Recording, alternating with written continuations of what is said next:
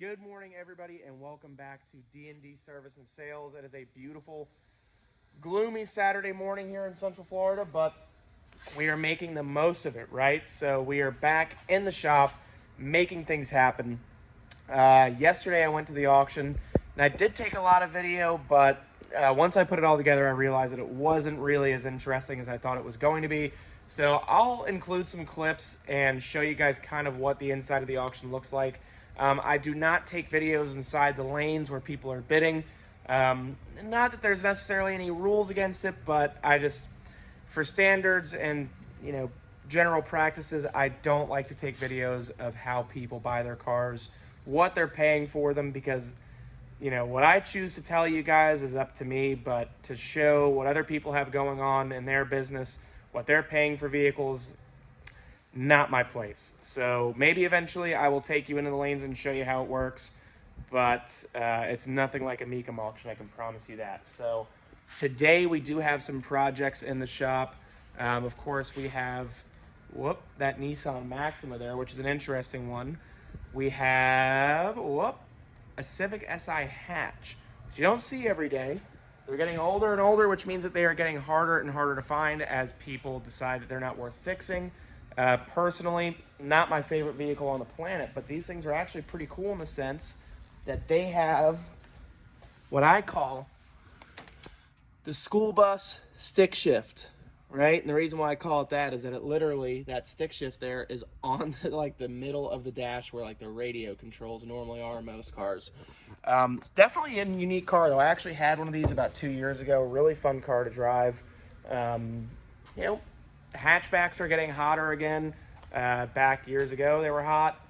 They stopped being hot, and now apparently they're hot again. People like Ford Focus STs, Ford Focus RSs, and then you look at GTIs, Golfs, whole host of different cars that people are just starting to slowly enjoy the hatchbacks again. Like Hondas now make another Honda Civic hatch, and you can get a Honda Civic hatch. I don't believe you can get a hatch as an STI. Now, if you guys know that you can, let me know in the comment section below, or if any of you guys have owned one of these vehicles, let me know how you liked it. I liked mine. It wasn't my favorite vehicle, but it was definitely a fun one to drive. So now we are going to this car, which is an early model Nissan Maxima with, and I am not joking, no engine whatsoever. The engine, as a matter of fact, is there. Engine and trans, straight from California. I don't know why somebody would want to do that to that car. It just seems to me like a lot of time and money for a vehicle that is really not worth much. I have bought and sold them, but I can tell you that for what they paid for that engine, trans, plus labor, you could go and buy a whole nother one of those cars. So I don't know. If there's sentimental value there, hey, we're here to tell people what they can and can't do, how much it's going to be, and it's up to the customer at the end of the day if it's going to be worth doing it. We still have the Altima here. This car is a prime example of stuff not working out the way that you think it's going to. This car needs a lot more work than I anticipated, and it's not that it needs major service work done, but it's the piddly stuff that really gets you down. So this one, to give you an idea, it needs a brake pedal switch that controls the tail lights. Right now, when the boot or the switch goes bad, it keeps the brake lights on or makes it to where they don't work. These are the unfortunate where the light stays on. So it needs a brake pedal switch. That part's only $7. It's not expensive, but it's part and labor. Then we have the coolant temp sensor. Coolant temp sensor is like $10, but it's the part plus labor. Then you have the blower motor. Blower motor is $60-ish, but it's part plus labor. Then you have to do the negative battery terminal, which is not expensive. Again, it's piddly, but all of those tiny things add up. And then you start to realize that my $200-300 of extra profit or extra negotiation that I had prior is now gone. So if I had this car up for arguably, let's say, $2,500, and I knew that I could sell it for, let's say, 22 or 23 and still make $1,000, which is always kind of what I shoot for nowadays, that is gone. I don't have that ability anymore. So really that car, if I want to make $1,000 on it, I have to legit sell it for $2,500. So really, am I going to sell it for 25? Questionable. I may, but probably not. I'll probably end up selling this for somewhere around $2,200-$2,300. Make less than $1,000, but it'll move out the door. We'll learn our lesson. Look out for the next time for a bad brake switch and go from there. So today we're just going to clean things up. Keep looking on the internet for new real estate to move our shop into, and that's about it. So today is going to be mostly just cleaning up the shop, getting things prepped for sale, meeting some customers for the Civic. So it'll be a short video. I'll show you some of the action shots from the auction yesterday. And other than that, guys, stay tuned. We'll see what I got at the auction, and we'll go from there. All right, guys, so we are back in technically Daytona. Just got back from Orlando not too long ago, and there's good news and bad news here. So the good news is I did not waste any money today. Bad news is I did not buy any cars. I really like that Suburban, and I'll tell you right now, the car sold for less than $4,000. To me, it was just plain not worth it. The early models of those Suburbans, got to talk to Daytona Dave about that a little bit, and problem is with those older Suburbans that are diesels, they're 6.5 big block engines, but they're non-turbo, converted from gas to diesel. So they're not a Duramax, right? These are just regular schmegular, everyday big block, gasser cars that have been converted. So it's not for me. For me, it would have been probably right around $2,500. I would have definitely paid that. Maybe even up to $3,000, because I think that there's definitely a market for that type of truck. But, given that it's not a 4x4, it's not a turbo diesel, it's just a diesel engine, and it's a 1999. So you're going to run into a lot of things that you weren't expecting when buying something like that. So yes, to somebody, clearly it was worth way more than what I was willing to pay. I think really what that stuff comes down to is people aren't really aware of what they're getting themselves into. They see something neat and they feel like they've got to have it. And the only thing I can say to that is, if there's a buyer out there for it and somebody has it, get after it. I do not have a buyer lined up for that truck. I have to clean it, service it, and go find one. So if somebody already had a buyer lined up or they had a project in mind, that's probably the right truck for them. But for me, when I can find a old school 6.5 diesel, either K-Series Silverado or, Suburban, I can buy one of those on the streets for $4,500, and I can drive it, so I can really tell if the vehicle is good or not. Buying it from the auction, there are still a lot of, pretty serious unknowns there, such as, transmission, suspension, and engine. Sure, a car can idle at the auction for an hour, but that doesn't mean that it's been driven for an hour. Big difference. Classic example, I'll show you at the shop. I have a early model Ford Focus hatch with 90,000 miles on it.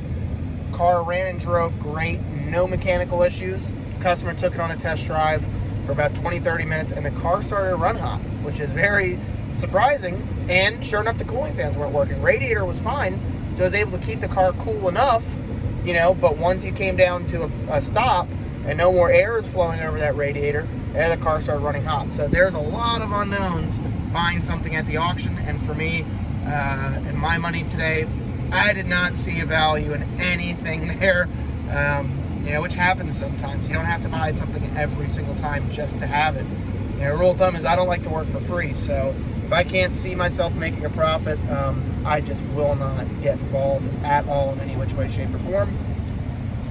So we're going to go back to the shop now. I have about 3 buyers lined up for the solid gray Civic from yesterday's video. So hopefully that one's going to sell. The Taurus that I'm driving right now, it's a 2000 model year Taurus. Let's double check the tag. Yeah, it's a 2000 model year Taurus 3.0 automatic with 128,000 miles on it. So we're going to get back to the shop, clean this one up, and just keep it rolling. Hopefully, I'm very hopeful that my Civic will sell today. I put it up for $3,000. I've stayed firm on the price, and we're gonna see. I mean, I'm pretty excited about it. That's the only car that I've probably had in, I would say, the past several weeks that I've actually been like very excited to sell. Like, it's a good car, it looks cool, at least to me. Like, it caters to like the 16-year-old version of me. So I'm really looking forward to seeing what I can get for that car. And if it's anything north of, I think, $2,800, it's sold. So we're gonna go back, we're gonna get that car sold, hopefully. And yeah, so I'll take you through the rest of the day, show you some of the problem children that we're working with as far as cars are concerned, and we're gonna go from there. All right, so I figured I'd take a quick detour on this. So Dave is having to fight this terminal right now. We are rigging this together because Connor won't buy a cable, but we're selling this car to make some money. So this is a good solid repair. It might work, it might not work, but no, I think it'll definitely work. What do you think? I think it'll be good to go, guys. Good to go? All right, we still have a couple more things, but the way that, well, at least the way for now, because we don't really have a lot of time, space to do other small things, we're gonna leave just the terminal for now. We're gonna address all the other things probably tomorrow. The blower motor, other parts are coming in tomorrow. Now the Escalade that I barely touched on, that I said needed a 6.2, this is all Dave's work, by the way, so I'm not doing any of this work. I'm just a magic voice behind a phone on the interwebs, right, Dave? Absolutely. Take a looky-do at that. That, folks, is pretty much, minus the heads, just a block at this point. There are no accessories attached to it anymore. Oh, no, I was wrong. There's one accessory. But short of that, everything else has been completely disassembled. Now this, I will say, if I can convince Dave to make a YouTube channel, he may or may not get to keep this core, build it, and slap it in something really cool. What do you think? What do you want to slap this thing into? I don't know. It might be a rat rod. It might be a drift car. Haven't decided. So that is the completely unfinished product, but it is getting there. Apparently the 6.2 is coming in on Wednesday of next week. Something like that. It's coming in eventually, and it's going right in there. Supposedly, per the customer, he's putting a cam and everything else in there while it's up on an engine hoist, but that remains to be seen. So, I didn't hook it up because I wasn't too, this battery charger is older than both of us. I wasn't too sure if I'd light something on fire if I hooked it up. It's got 2 fucking knobs, bro. I'll teach you. We'll have a YouTube lesson. All right, come on, let's do a YouTube lesson. So, we obviously know red to red, black to black, right? Let's check her out. So, we got, this is the firepower. This is if you just want to like slightly graze them, this is what you want to lay some heat on them. So we're gonna lay a little bit of heat, but not all the way. And we're gonna crank this. This is a timer, like when your grandma used to fucking put a timer on until you could not watch TV anymore. Hey, this is Dave. This is an old Cummins, guys. And now that's charging up. Got the side of the building pretty much cleared up, which is fantastic.